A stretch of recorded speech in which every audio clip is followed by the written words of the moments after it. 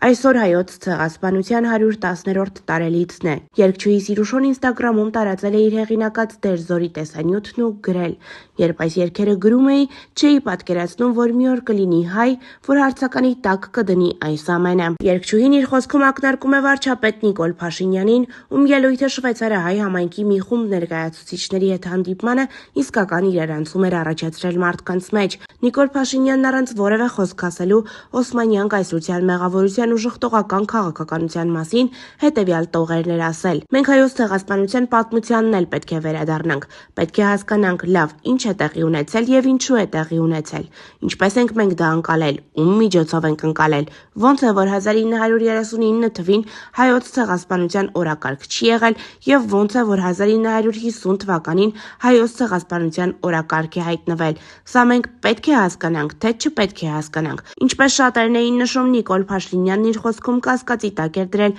հայոց ցեղասպանությունը։